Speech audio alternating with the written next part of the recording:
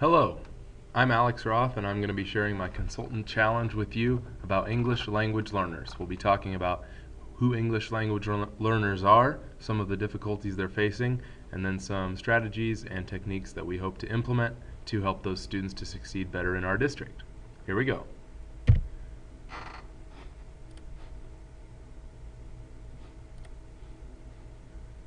Who are the English language learners? There are individuals who are not born in the United States or whose native language is not English, or they come from environments where a language other than English is spoken.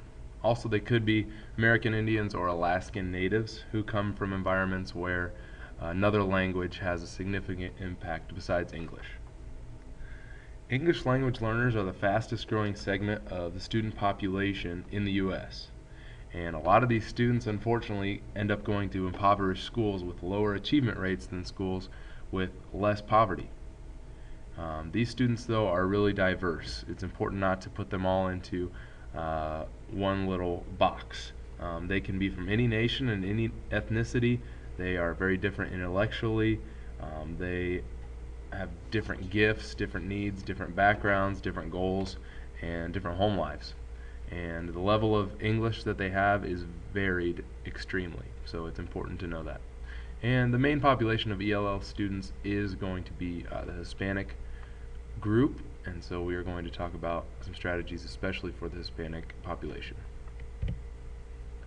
Stereotypes that are facing ELL students. Unfortunately, it's hard to escape stereotypes altogether when it comes to English language learners. And some teachers, when asked what are some stereotypes of English language learners, some people would instantly say they're hardworking and driven, while others would say sneaky and lazy. And really, this could be describing the same group.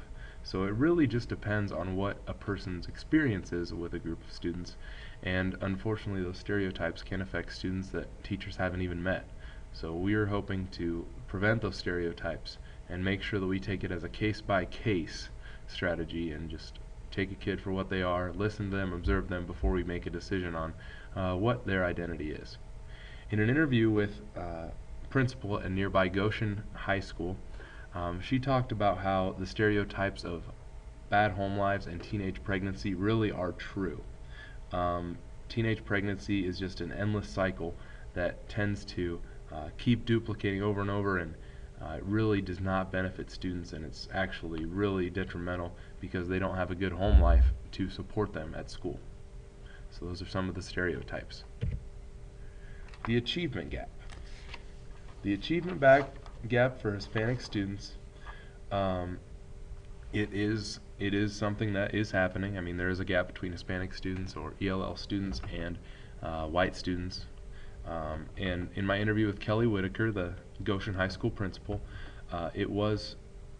she did discuss about the different home relationship among these students.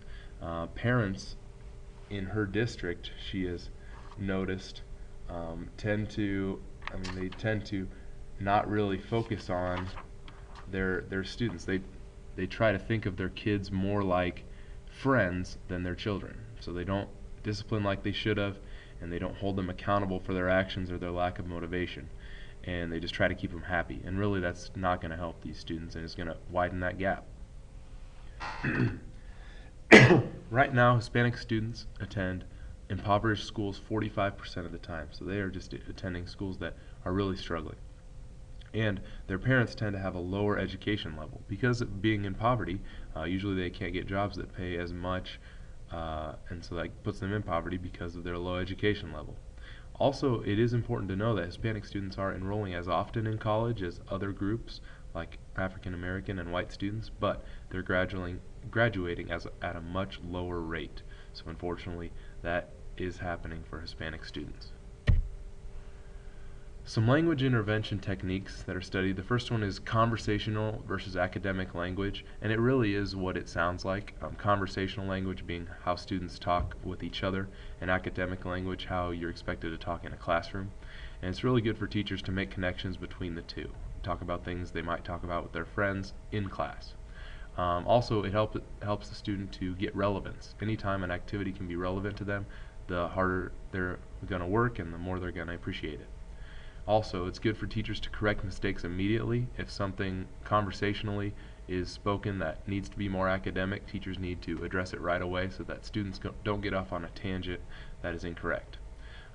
Just like many of these techniques that I talk about in my report, we need a lot of professional development. The district needs to dedicate time for all teachers to learn these techniques. As a teacher, you have to find a balance of conversational versus academic speaking in the classroom. You have to just talk in ways that students understand, but also you have to talk academically. After all, you are at school. But it will make students more comfortable and help them to succeed better. And one other technique to help these students is to hire more Spanish-speaking staff. Not only will it help the students in everyday life, but it'll also help when parents are at the school for parent-teacher conferences or other things, like the adult literacy program that we'll talk about next. After this, we'll talk about that. The strategies to help ELL students. First, we want to make sure that we build relationships with these students. The more that you build relationships, the more these students will trust you and the more that they will succeed. We also have to increase our standards and rigor. Sometimes having a low expectation of ELL students causes them to achieve lower than they would normally. So we need to make sure we have high standards. Also, we need to have common expectations district-wide. Students should have the same thing expected from them, actually the same level of work, as they go through school, kindergarten through 12th grade. They should know that they're held to a high standard. Also, we need to emphasize collaboration. The more students can work together and learn from each other, the better they're going to learn and the more they're going to enjoy it. Also, just a very specific thing, graphic organizers in class for taking notes are very important. Don't just have students blindly take notes on a sheet of paper, have it be organized in some way. Also, we need to help students as soon as it is needed. We don't want to wait for them to be a certain level behind. If they're behind at all, we need to address it as soon as it happens. So the plan for the district. The family literacy program is huge. So Literacy School for Parents is something that would help our ELL students. We know that children develop better when they're read to by their parents, and in homes of ELL students, they don't read to their kids for many different reasons. They may be busy with work, they may be uneducated and embarrassed, and we know that a family literacy program would help this. And we would just want parents come a number of nights in a school year, show strategies to the parents and students that they can both use to help their literacy.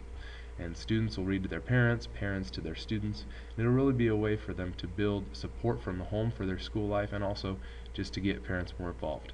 Also, like I said on the last slide, we need to increase collaboration and focus on learning activities that will help students work together. And finally, we need to streamline our learning disabled screening process. So right now, it's not very clear exactly how we identify our learning disabled students, and sometimes these students do end up being identified incorrectly, and that just hampers their learning overall. So here are my references for the presentation, and I really hope you enjoyed it. Thank you.